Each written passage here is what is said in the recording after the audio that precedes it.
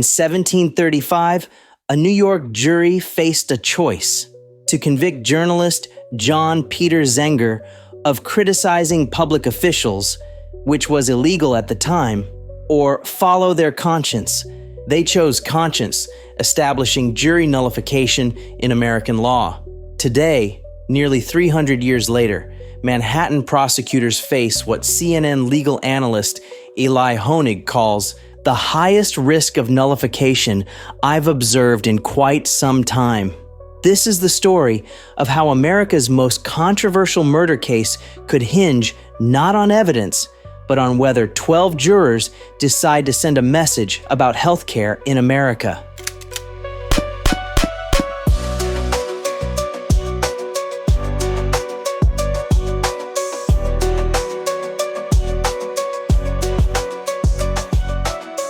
From TacoCast Studios, this is Delay, Deny, Depose. I'm Jonny Llama. Today, we examine a question that's dividing America's top legal minds. Could Luigi Mangione walk free? Before we begin today's episode, I want to take a moment to thank you, my listeners. Delay, Deny, Depose has reached the top 50 in true crime podcasts across the United States.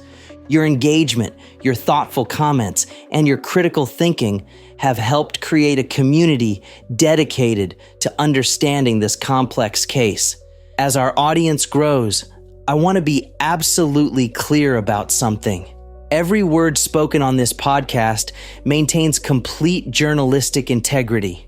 While I examine the growing public support for Luigi Mangione, I never endorse or glorify violence.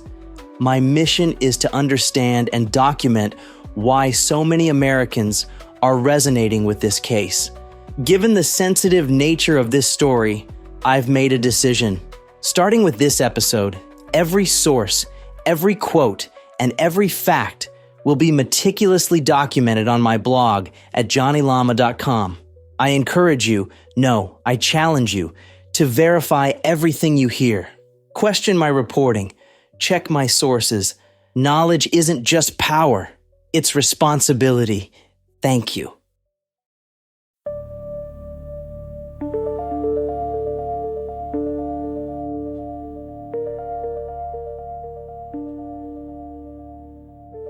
In 1735, a New York jury faced a choice that would shape American justice.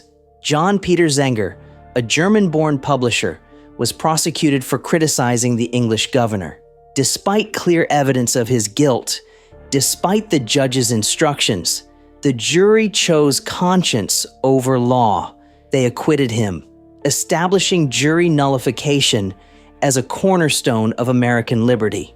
Colonial juries would continue this tradition, regularly refusing to convict merchants who violated the Navigation Acts, British laws designed to control colonial trade.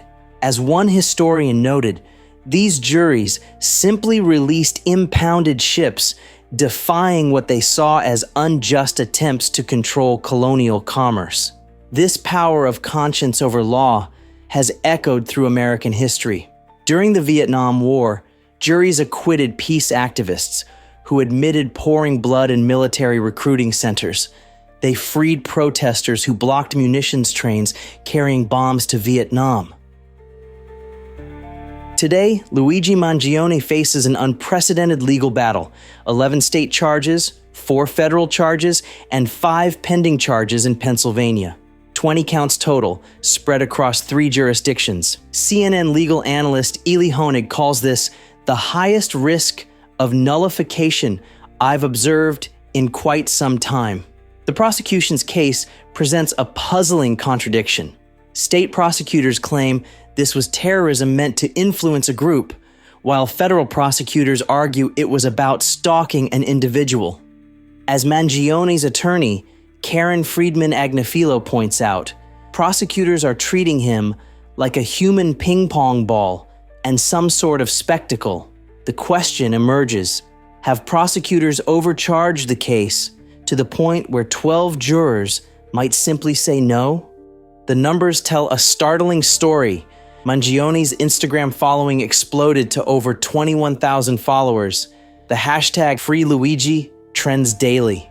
A defense fund grows, and on a freezing December morning, 24 supporters braved 11-degree weather to attend his hearing. Inside the courtroom, young women filled the public gallery. Outside, prayer candles and early morning vigils became common sights. One TikTok video by an emergency room nurse went viral. The things I've seen dying patients get denied for by insurance make me physically sick. One ex-user commented, "He's only guilty of being hot. Hashtag #FreeLuigi." Another noted, Now the real news should be who is the class traitor that snitched on Luigi Mangione. when news broke of his arrest, Mangione was reportedly shocked by the outpouring of support. A source close to him said he choked up when he first learned of the public reaction. Former federal prosecutor Joel Cohen notes, "Never before in recent times has the media been so captivated by an arrest and subsequent prosecution.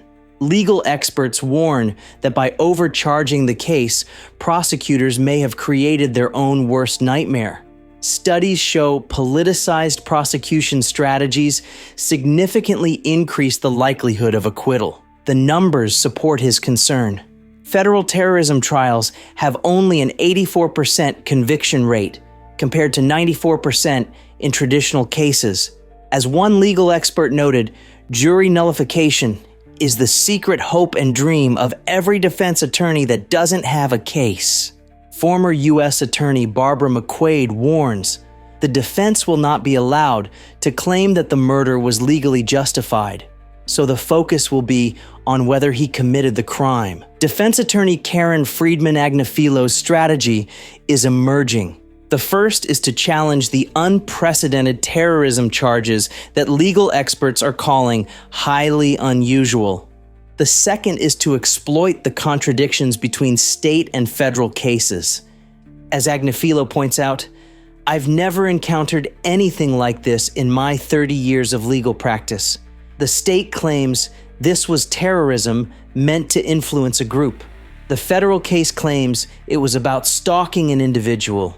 He's being treated like a human ping pong ball between jurisdictions." The defense team has also raised serious constitutional concerns about double jeopardy. With 20 total counts spread across 3 jurisdictions, former federal prosecutor Joel Cohen notes this strategy could backfire spectacularly. Never before in recent times has the media been so captivated by an arrest and subsequent prosecution. He warns that the chance of a defendant like Mangione, who seems to be faced with compelling evidence of guilt, evading what appears to be an inevitable conviction, exists when one or more jurors choose to disregard the evidence and the law, thereby causing a hung jury.